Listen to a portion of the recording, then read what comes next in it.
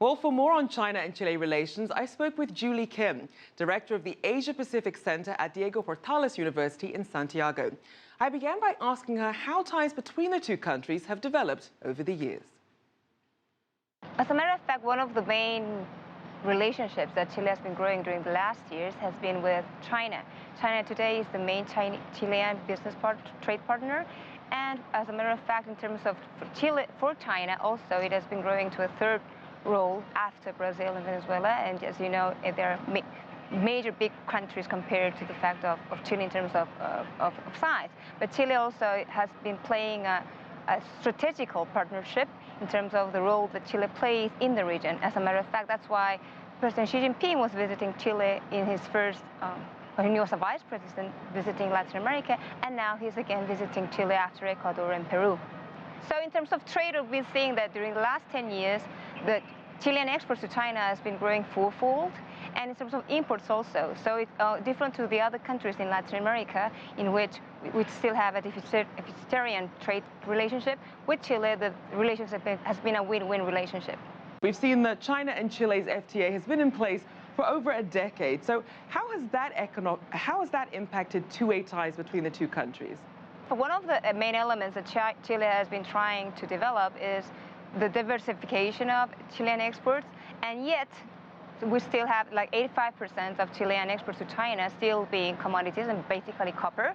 But one of the main news that the Trade Department has been developing and has been working on and has having results have been the incorporation of other sectors.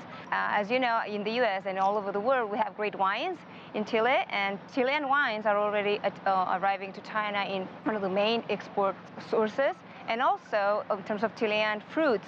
So there's been a diversification of the products and also the number of companies that today are relating with China in terms of business. You mentioned a couple of sectors. You mentioned, especially when it comes to Chile being known for its wine. Are there any other areas you see that the two countries can really broaden and deepen their economic relationship?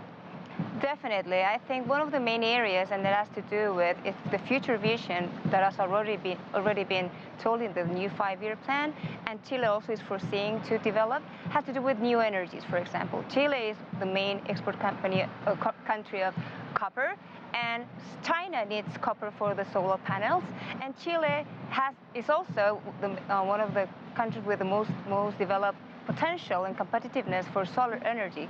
So I think new energies is a strategic area that Chile and China should work on for the future, and also thinking on other sectors as China is working on for having Chinese going abroad and serving services in terms of tourism, new energies, also manufacturing in food. I think Chile today is exporting fruits and wines, but what we're foreseeing to develop has to do with also taking wellness, right, and organic foods, organic certification. So sophisticating our exports to Chinese, more sophisticated consumers, and also arriving to all the middle class that is developing right now in China. Clearly, China has a lot of options in Latin America. So what is it specifically about the business environment and the economy in Chile that makes it so attractive for Chinese investments? The good news is that Chile is with Singapore and Mexico, the most open country in the world. Yes, in terms of trade. So through Chile, you can reach the rest of the world, and also specifically Latin America, because the Pacific Alliance today, and thinking on the Pacific Alliance, and now plus, or thinking on the ASEAN plus 3, I think that's the main area in which we'll see the most growing dynamism in terms of trade and cooperation and future development in strategic areas for the future generations.